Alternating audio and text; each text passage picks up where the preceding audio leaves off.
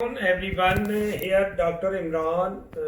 I am a laparoscopic, bariatric, and metabolic surgeon practicing in Dubai, UAE, and also director of obesity clinic, Iranian Hospital, Al Wasl Road, Dubai.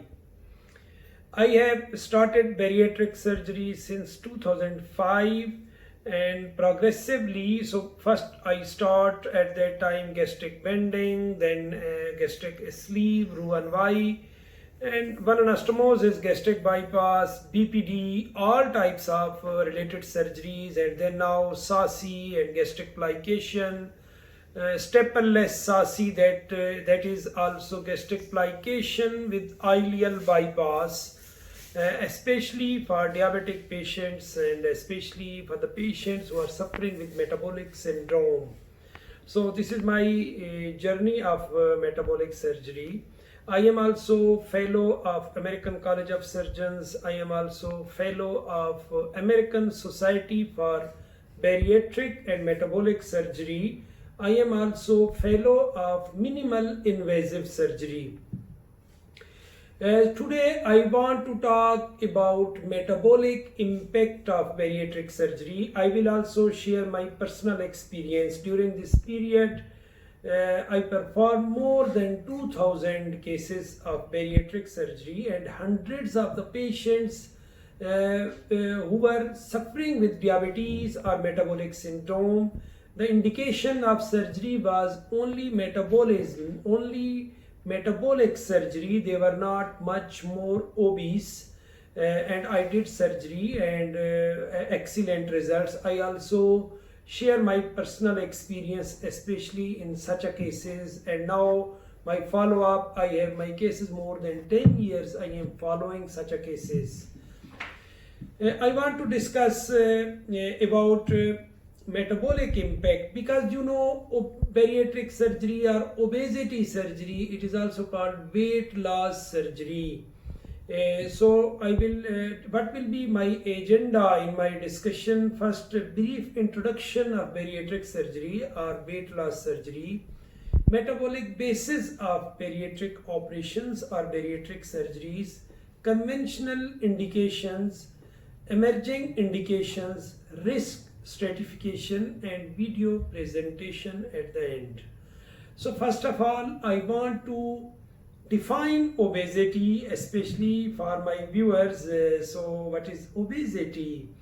So what is the, because obesity, we have a standard, or we have a criteria.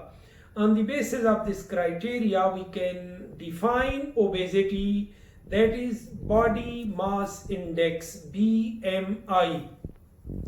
How we measure this BMI?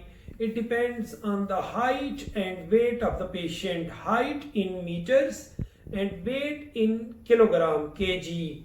So then we divide, because we multiply height. If someone is 1.8 meter, then we multiply 1.8 multiply by 1.8, we achieve a number. And then we divide weight. If someone is 200 kg, we divide by this number. So the result will be BMI. So that is called body mass index. So the normal range in overall all over the world is, that is the standard, is 20 to 25. And when this BMI is 25 to 30, we call it overweight. 30 to 35, it is class 1 obesity. 35 to 40, it is class 2 obesity. And 35 above 40, when BMI, this is class 3 or morbid obesity. So what is the history of bariatric surgery? If we see, so first obesity surgery started in 1953 by Richard Varco, and at that time it was jejunal-ileal bypass, and at that time, because there was no laparoscope and all the surgeries were open surgery, and he is the pioneer of bariatric or obesity surgery. So follow this jejunal-ileal bypass. Scapinaro, he is a big name, he is a legend, he is from Italy, and he started duodenal switch. So, and also BPD, because this Scapinaro mostly started biliopancreatic diversion and duodenal switch, and then followed by this Roux-en-Y gastric bypass, and they are pioneer of bariatric surgery. Sleeve gastrectomy has been started by Michel Garnier in 1995. Overall, Michel Garnier is a BPD surgeon, and at that time he was practicing in USA, and in a very heavy patient, and I think high risk patient, because when they do this duodenal switch, routinely first they do sleeve gastrectomy, and then they bypass that area of duodenum with the duodenal-ileal bypass, because when he finished sleeve gastrectomy and he was going to prepare for second step, patient condition was not good, and anesthesia he asked, so we must shift the patient to ICU. So they shift the patient to ICU with only sleeve gastrectomy, and further they see patient achieve good results. So at this time, so Michel Garnier thinks, so we can do only sleeve gastrectomy. There is no need to add such a risky procedure like jejunal-ileal bypass in such a patients. And then he start this sleeve gastrectomy, and in 1997 and also further he also start this surgery, sleeve gastrectomy, by laparoscope, and laparoscopically he follow this, and now in the world the most common bariatric surgery is sleeve gastrectomy. In 1997, Professor Robert Rutledge, he is originally a trauma surgeon, he is also from USA. In a case, so that case was a case of trauma, and also patient was obese at that time. Also they preferred to do open surgery. He did such a this gastrectomy and loop gastrojejunostomy, and then he see patient also lose weight. So this was the thinking about, and also he start to do mini gastric bypass. That this take time evaluation. Now we have mini gastric bypass, but at that stage they start this, and progressively there were some variations in this surgery, and now we have the proper type of mini gastric bypass. And follow up this mini gastric bypass, Professor Carbao, who is my mentor, and I am also trainee of Professor Carbao, Spain, and from Valladolid, that is a city, beautiful city north of Madrid. So he did some variation in mini gastric bypass, and he named this surgery one anastomosis gastric bypass. And now I personally follow one anastomosis gastric bypass, because my mentor is Professor Carbao, and excellent results. Following this, so Professor Antonio Torres, he is also our good friend, and he is also from Spain, Madrid, and with some variations he start SADI, that is also a sleeve gastrectomy with the duodenal, this is the loop duodenal-ileostomy, and excellent results. And this is in also especially morbid obese patients with metabolic syndrome or diabetes, we can achieve excellent results with SADI, that is also sleeve with duodenal-ileostomy. Followed by ileal interposition, that has been started by Surendra Oghale and as well as Rubinho. Rubinho is also a big name. He is basically from Brazil, and at that time he was practicing in USA. And because the main target was metabolic syndrome, and to treat these cases who are suffering with syndrome, no need to lose weight. In such a cases, it was amazing. Just because what was the thinking of this? Because overall I will discuss in further. So about small intestine and role of hormones. So Professor Oghale start ileal interposition. Just they change the position of ileum with jejunum. Then ileum was near stomach and jejunum was at the place of ileum, and with this they achieve the target of metabolic syndrome treatment. That was the main target. And then single anastomosis with the sleeve gastrectomy that has been started by C.K. Huang from Taiwan. SASI, that is also single sleeve gastrectomy or single anastomosis sleeve with ileal bypass, started by Santoro and Tariq Mehdi. And also I have some changes in 2016. I have started staple-less SASI, 35 plus 1 comorbidity, 40 without comorbidity. So we can do surgery in a patient with BMI 30 plus diabetes. I have started this is staple-less SASI, and in this surgery we never use stapler and just with gastric plication with ileal bypass.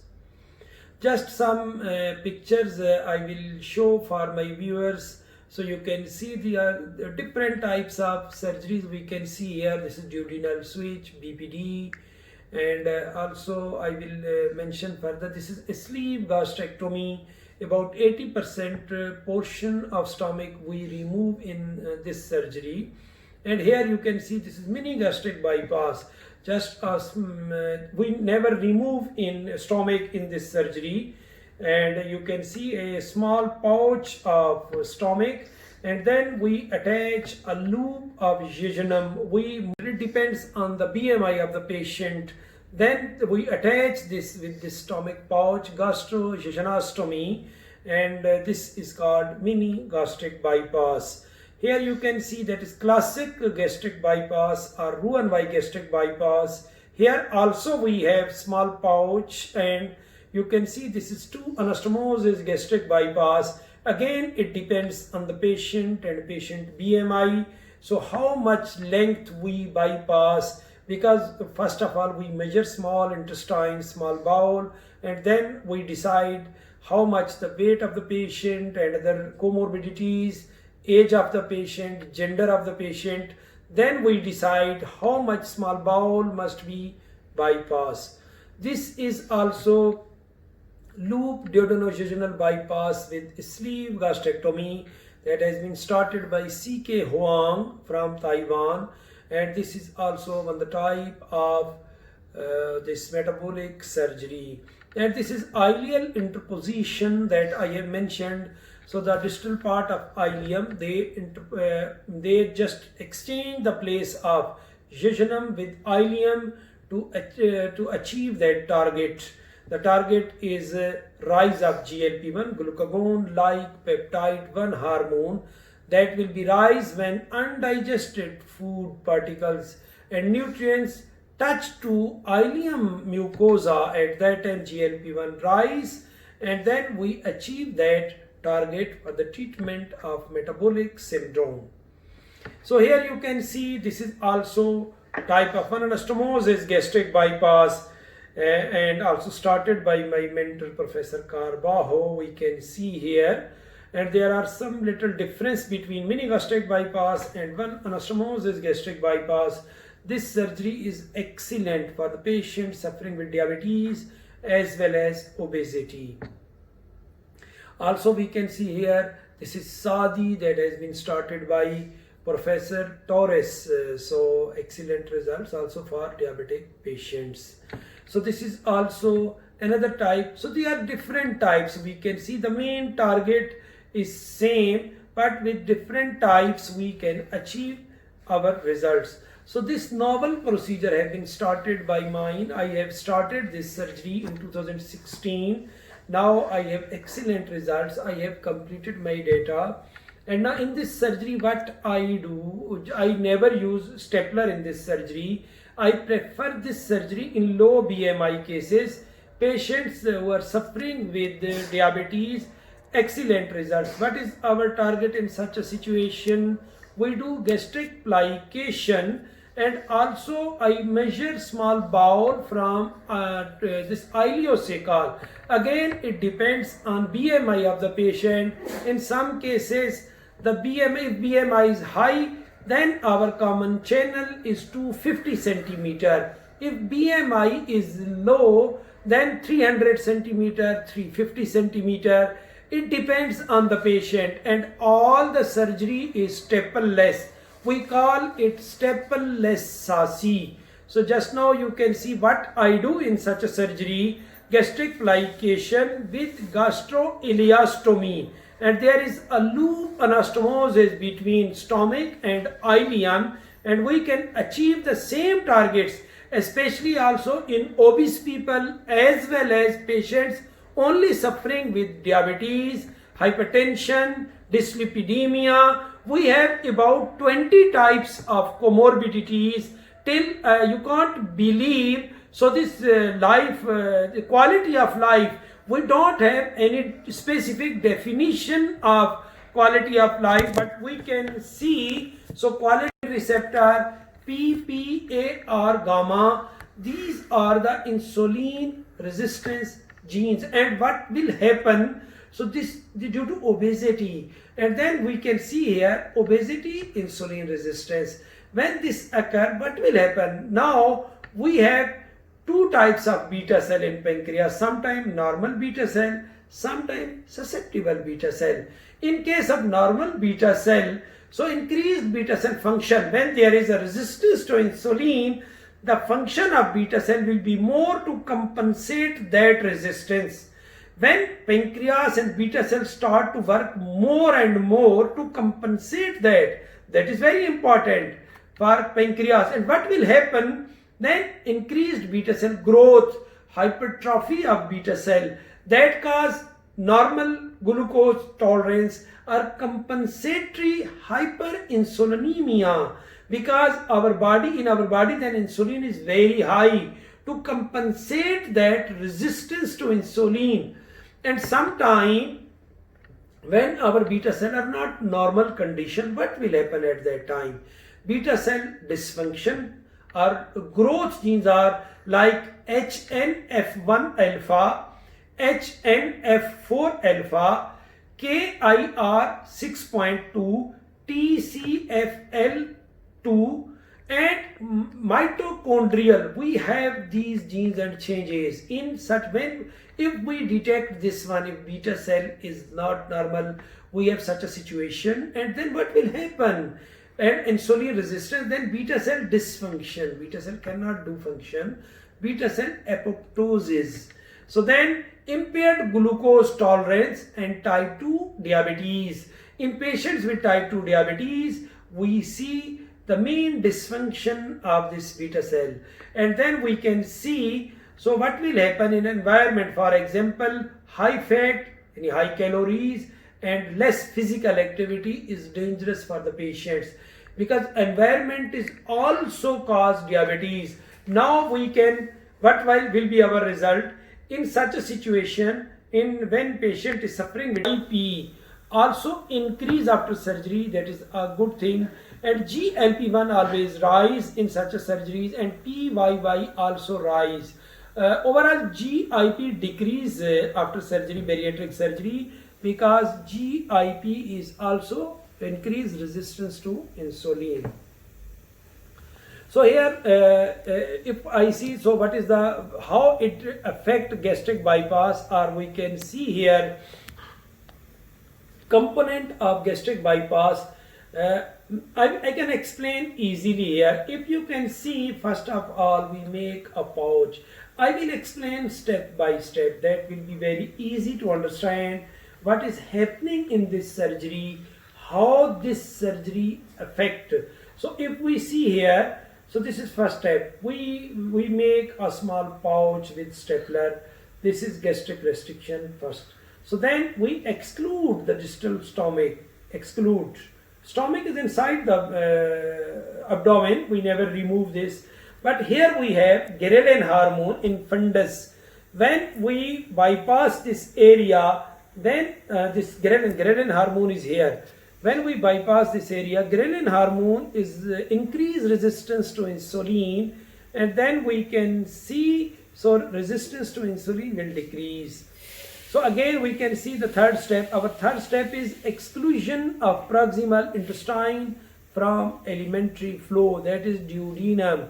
And we have two theories, I will explain further, and also these theories were by Rubinio and Professor Michel Garnier, that is foregut and hindgut theory. So in foregut theory, when we bypass this portion duodenum, so also we decrease resistance to insulin, as well as so we increase some incretins, that incretins routinely secrete from this duodenum, and they support to insulin for their effect.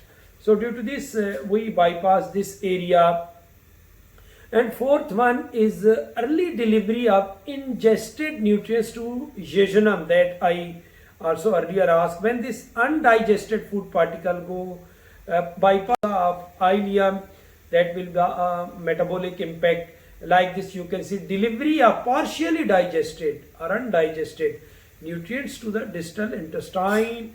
That is the most important part of this surgery. And then we can see also now segregation of digestive secretions from alimentary flow, as well as we can see partial, sometime we can do here partial vagotomy. This is overall structure of component of gastric bypass procedure. So when we do this gastric bypass, we can see the result of our that we can achieve of metabolic syndrome and treatment of metabolic syndrome. The main part of this metabolic syndrome is diabetes, and then we can see that metabolic impact of bariatric surgery or weight loss surgery, how it is possible to treat this diabetes. So same thing you can see here in this area also. I can explain, when we do these changes, we can see here. So there are different parts of multiple organ involved for the treatment of metabolic syndrome or diabetes. We also have some neural effects, we have hormonal effects, our effect on brain, pancreas. So everything we can see, and also there is altered mitochondria. And then we can see in ileum the high GLP-1, high PYY, high oxygen, and you can see these, and oxygen will rise, because routinely when we in our inspiration, when we take in our respiration, so what will happen, oxygen stuck only in stomach because there is a pylore, and then we have our normal flora is anaerobic. But after gastric bypass, we can see our normal flora will be changed, and then it will be a oxygen, or we call it so because aerobic normal flora, and there is also impact of normal flora. So this is our discussion, and then hopefully it will be effective for you, and then I will start my discussion and clinical implication of our surgery.